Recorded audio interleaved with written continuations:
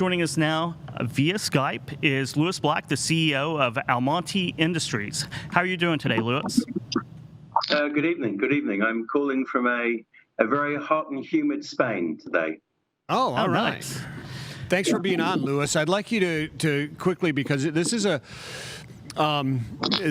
area that our audience, we really don't dig into a whole lot as far as what Almonty Industries does and what you're into it. Can you give us a background a little bit on Almonty Industries yourself and tell us about this thing called Tungsten?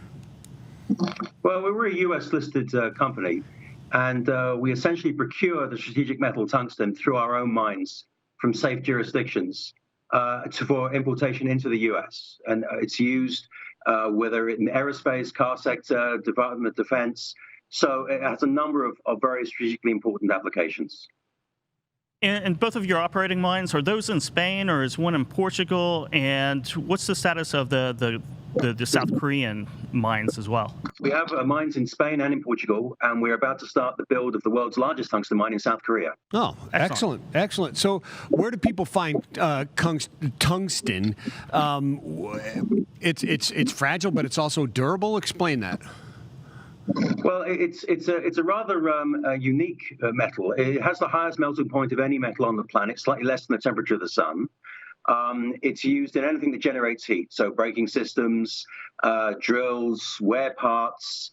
But to mine it is very difficult because it's very brittle. So it requires a lot of knowledge. We have 5 generations worth of knowledge to extract it, and also it's very rare to find it. Rare earths are much more common to find. Tungsten is very, very difficult to find. So with tungsten and all this industrial uses, you probably have a very good window into the leading indicators for industrial production globally, right? What are you seeing right now? Well, I think the outlook for the next 6 months is conflicted. On one hand, they want to raise inventories to shield themselves from supply chain disruptions. On the other hand, forward orders are looking weak. So we're not seeing a slowdown in demand for our product, but our customers are certainly saying that the order book is looking thin, but they want to carry more inventory because they're concerned about the supply chain. So they're taking more of a tack of a just-in-case supply chain than a just-in-time supply chain, is what it sounds like. Can you kind of address the current supply chain for metals into the United States? In terms of tungsten, 80 to 85% of tungsten is produced in China. And of course, I think that after the financial crash in 2008, there was a move by a lot of our customers to diversify further. But was it enough? Well, they're admitting that perhaps it wasn't strong enough after that event. And now the recent events is now pushing them to diversify further. So you're talking about future orders just a second ago, and the future order books being rather weak. Are there any industries that are more notably weaker than others that you're seeing right now?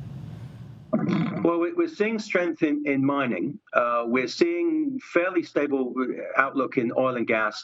But in the car and aerospace sector, we're seeing weakness. Gotcha. So going back to China, I was reading up on this, and is it not China's position, or it's at least implied in China's position, that the tungsten mining is not necessarily used for a profitable industry, but more of a political hammer? Well, you actually can't export concentrates, which is the product that we produce. You can only export downstream products in China. It is considered to be on their top of their strategic list, as it is in the US, as it is in Japan, as it is in Russia, and in the EU and even South Korea. But China's motivation is of national interest rather than contractual interest, meaning that you can have a contract with China, and as long as that suits the nation, you will receive your product. If it doesn't, you won't. When it comes to your own operations, especially in Spain and Portugal, with the COVID cases that both of those countries saw, how was the or did you have to shut down and reopen, or how was that process for your company? In Spain, we had to shut down because all companies had to shut down. There was a period where they closed every single company, regardless of sector. In Portugal, we did not. That stayed open. These mines are in relatively isolated areas, in rural areas. So we were not exposed to, say, like as the cities were. Obviously, you're in tune with the supply chain around the world, and as it's attempting to reopen the different economies, and obviously it's fractured. Some are opening, some are again shutting down. Especially here in the United States, we have different regions opening up, and some going back down into shutdown or potentially into those shutdown. How do you see this evolving moving forward? The supply chain in general. I think that obviously governments are, especially the US government, is very proactive in looking at how to diversify the supply chain. I think the methodology is the one that really has to be focused upon. I think throwing money at developing, say, domestic projects is a great idea if those projects are sustainable. Otherwise, I think they should need to broaden that base and look at countries that they're allied with. But certainly that conversation needs to happen if anything's really ever going to change. And for our audience, I think the automotive sector is a very high consumer of tungsten and the metal or the mineral. And how's that used how's it used in building trucks, and how's it used kind of in service transplant, or how's that transported normally? It's used in the construction of motor vehicles, as well as used within the engine blocks. But actually, probably more for actual freight goods. It's actually used in the infrastructure, the roads, the bridges. You need a great deal of tungsten to actually build and rebuild infrastructure. So that's probably where tungsten has the biggest impact within the freight sector. And we have an audience question here from Matt Henning. So in the raw state, it is fragile, but when converted, it must be extremely durable. The processing must require reliable energy sources. They sinter it into alloys. You can't smelt it. So they will sinter the tungsten powder into alloys to give it that durability. Yeah, so it's pressed. Yes, definitely. So what's next for? Oh, sorry. That would be definitely the term that they could use as well. Press for the layman.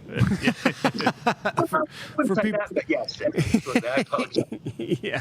So what does the future hold for Almonty? The build in South Korea is very important, not just for us, but also for our customers. It's going to provide nearly 30% of the non-Chinese supply. And we're under enormous pressure to get it done quickly, which, of course, is never good because it takes time to build something that's sustainable. And in the 21st century, there's all kinds of new factors you have to consider. What is your carbon footprint? What is your sustainability? Environmental and social aspects. So all of these areas have to be addressed in the 21st century. The supply chain now is much more transparent all the way through. So the end users, the Fords, the GMs, they want to know exactly where this process starts, and they want a lot of answers to their questions. What economy do you think will recover first, region-wise? Asia, Europe, the U.S., or Latin America? Do you think the Europeans are closer to recovering, getting back to normal than North America? I think that North America will rebound much faster. I think Europe will they're still in stagnation since the crash of 2008. There's been anemic growth here in Europe. It's inflationary growth at best. And inflation is running at 0.3%, say in Portugal. So I think the US will rebound quicker because I think it's just a more dynamic market. Very good. Well, thank you very much for your time today, Louis. How do our viewers reach out and learn more about Almonty Industries? Well, I mean, we do like everyone else. We're on the web, so it's almonty.com. It's very simple. Great. Awesome. Great. Thank you so much, Louis. Very insightful.